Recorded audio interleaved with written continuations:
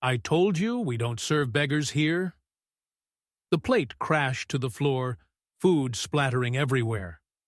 But the waitress stood firmly in front of the elderly veteran, shielding him with her apron. Take it from my pay. Sir, please eat. One rain-soaked night, and by dawn, 200 uniformed soldiers stood in perfect formation outside that diner. What happened? Why did one simple act capture a nation's attention? Join me as we discover a story that will make you pause and reflect on respect. Clara James wiped down the counter at Billy's diner for the 5th time that hour, her movements automatic after 6 years of the same routine. At 32, her dreams had quietly faded into the background noise of Ridgefield, Kentucky. Population 8,742 and shrinking. The diner's fluorescent lights cast harsh shadows across her face, highlighting the tired lines around her eyes. Clara lived alone in a converted garage apartment where rent consumed nearly half her paycheck. The other half went to groceries, utilities, and the medication her health insurance didn't cover. "Order up!" Billy's nephew Wayne, the day manager who fancied himself the next Gordon Ramsay, slapped the bell unnecessarily hard. Clara flinched, but said nothing. She needed this job. Customers rarely looked at Clara directly. They saw the uniform, the coffee pot, the notepad, never the woman. She'd perfected invisibility as a survival skill, slipping between tables unnoticed except when needed. Only Mrs. Peterson, a Tuesday regular, ever asked about Clara's life. "My grandfather raised me," Clara told her once. "Korean War veteran. Taught me more about dignity and silence than most learn in a lifetime of talking." That particular Wednesday evening, rain hammered against the windows as if trying to break through. The diner was nearly empty, save for a few truckers seeking refuge from the storm. When the door creaked open, a gust of wind pushed in a stooped figure. An elderly man in a tattered military jacket, rainwater streaming from his white beard. He shuffled to the corner booth, keeping his eyes down. "Just hot water, please," he whispered when Clara approached. "And, maybe, any bread you might throw away." Clara studied him. The worn combat boots, the patches on his jacket, the way he sat ramrod straight, despite his obvious exhaustion. She recognized the military bearing her grandfather had maintained until his final days. "One moment, sir," she said, louder than necessary, ensuring Wayne could hear the "sir" from the kitchen. Instead of hot water, Clara returned with a full plate of meatloaf, mashed potatoes, and green beans. Yesterday's special, still perfectly good, despite Wayne's policy of trashing leftovers rather than donating them. "I can't," the man began. "It's paid for," Clara interrupted, sliding a steaming cup of coffee beside the plate. She'd used her own tip money, $8.75, that she'd been saving toward bus fare. The man's weathered hands trembled as he reached for the fork. "Name's Eli Turner," he said, pulling a worn dog tag from beneath his shirt. "If I don't make it through this winter, at least someone will know I existed." Clara took the tag, reading the engraved name before gently pressing it back into his palm. "I'll remember you, Mr. Turner, but eat first, then worry about winter." Wayne emerged from the kitchen just as Eli took his first bite of meatloaf. His face flushed crimson when he spotted the homeless man. "What the hell, Clara?" Wayne stormed across the diner. "We don't run a soup kitchen." "I paid for his meal," Clara replied quietly, "from my own money." Wayne's mouth twisted into an ugly sneer. "I don't care if you bought it with gold bars. We have standards here." The few customers looked up, then quickly away, uncomfortable witnesses to the unfolding scene. "He's a veteran," Clara said, voice barely above a whisper. "And I'm the Queen of England," Wayne scoffed.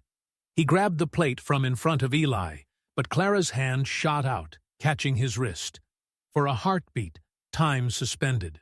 Clara James, who had never confronted anyone in her life, was physically restraining her manager. Wayne jerked away, the plate slipping from his grasp and shattering against the linoleum. Mashed potatoes splattered across the floor like fallen snow. "That's it!" Wayne bellowed. "You're fired! Get out!" Clara stood perfectly still, her mind racing to process the consequences. No job meant no rent, no electricity, no medication. 6 years of submission shattered like that plate. "I said get out!" Wayne repeated, voice rising to a shout. Clara slowly untied her apron, folded it neatly, and placed it on the counter. The entire diner watched in stunned silence as she walked toward the door with quiet dignity. Eli Turner rose unsteadily to his feet. "Young lady," he called, his voice surprisingly strong. "Wait." He shuffled toward her, pulling something from his pocket, a small, worn photograph. "Take this. It's my unit. 73rd Airborne, Iraq, 2007. Real soldiers don't forget kindness."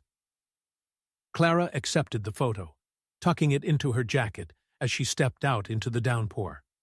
No umbrella, no job, just the persistent Kentucky rain washing away her tears before anyone could see them. Later that night, Clara sat on the edge of her bed, staring at the $42.12 balance on her banking app. 1 month's worth of tips gone in a single act of kindness, and now no income for the foreseeable future. Yet amid the panic, a curious sense of peace settled over her. For the first time in years, she had stood for something. A knock at her door startled her. Opening it, she found Eli Turner standing there, soaked to the bone. "I followed you," he admitted. "Not to be strange. To give you this." He pressed his dog tag into her palm. "My son." He hesitated. "My son said I gave these away years ago, but I keep extras, for the real heroes." "I'm no hero," Clara whispered. "I just did what anyone would do." Eli's weathered face crinkled into a sad smile. "If that were true, I wouldn't have been hungry in the first place." As he turned to leave, Clara called after him, "Where will you sleep tonight?" "Bus station has an overhang," he shrugged. "I've had worse accommodations." Clara watched him disappear into the rain, clutching the dog tag that felt impossibly heavy for such a small piece of metal. What Clara didn't know was that 17-year-old Marcus Sullivan had recorded the entire confrontation on his phone. By midnight, the video had spread across 3 counties. By dawn, it had reached national veterans groups. The initial response wasn't what anyone might have expected. Many locals defended Wayne. He was just enforcing the rules, they argued. If she wanted to feed homeless people, she should have done it on her own time. Others attacked Clara directly. "Bleeding heart, trying to make the rest of us look bad," one comment read. "Everyone knows that old man chooses to be homeless." Clara discovered this digital firestorm when her neighbor, Mrs. Winters, knocked on her door with coffee and concern. "You're trending, dear," the elderly woman explained, showing Clara her tablet screen. "Not all of it's nice." That afternoon, Clara applied at 3 different diners in neighboring towns. All 3 managers recognized her from the video. All 3 declined to hire her. "We can't afford that kind of attention," one explained apologetically. As dusk fell, Clara walked to the bus station with half a sandwich wrapped in paper. She found Eli curled beneath the metal overhang, his thin frame shivering despite the jacket. "Brought you dinner," she said, sitting beside him on the cold concrete. "You shouldn't have," he murmured, but his trembling hands accepted the offering. "You reminded me of my grandfather," Clara admitted. "He always said respect costs nothing but means everything." Neither noticed the uniformed man watching from across the street, phone pressed to his ear. Dawn broke clear and cold over Ridgefield. Clara awoke to incessant knocking at her door. Mrs. Winters stood there, eyes wide. "You need to come see this," she insisted, pulling Clara toward the street. 2 blocks away, Billy's diner was surrounded by a sea of military uniforms. 200 soldiers stood in perfect formation, silent and disciplined. News vans lined the opposite curb. As Clara approached, the formation parted. A tall officer stepped forward. Colonel Matthew Turner, according to his nameplate, his resemblance to Eli unmistakable. "Miss James?" He extended his hand. "My father called me last night." Inside the diner, Wayne was frantically serving coffee to uniformed soldiers who filled every booth and counter seat. His face had lost all color. Colonel Turner's voice carried throughout the crowded space. "The man you called a beggar carried my wounded body 3 miles through enemy fire in Fallujah.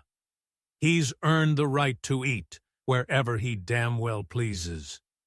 Another officer stood. "Eli Turner taught me how to apply a tourniquet when my leg was nearly severed. I'm alive because of him." One by one, soldiers shared stories of the homeless man who had once been their sergeant, their mentor, their savior. When Eli himself appeared, brought by 2 young lieutenants, the entire restaurant fell silent. Then, as one, every soldier present stood at attention and saluted. Clara, watching from the doorway, felt something shift in the air, not just for Eli, but for invisible people everywhere. Within a week, Billy's diner closed permanently. Wayne left town without comment, his social media accounts deleted. The building stood empty, a for lease sign hanging in its window like a white flag of surrender. Clara received job offers from restaurants across the state, each promising better pay, benefits, even management positions. She declined them all. Instead, she accepted an invitation from Colonel Turner to help establish Turner's Table, a community kitchen specifically designed to serve veterans and anyone else in need.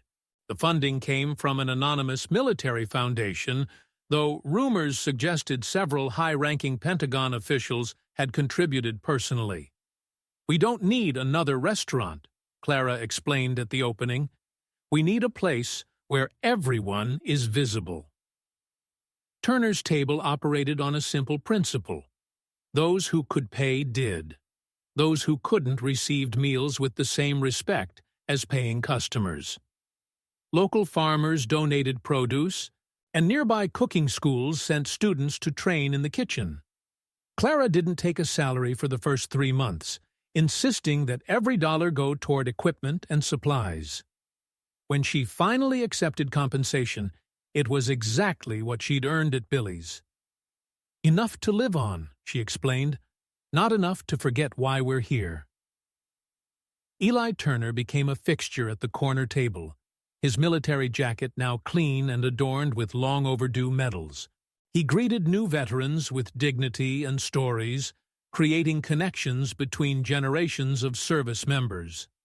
1 month after opening, a small boy approached Clara during the lunch rush. No more than 7 years old, he clutched a crumpled dollar bill and a lopsided homemade cupcake. "My grandpa was a soldier," he announced, placing his offerings on the counter. "He said you help people like him. I wanted to help too." Clara knelt to eye level with the child. "What's your name, sir?" "James," he replied, standing straighter at being addressed as Sir.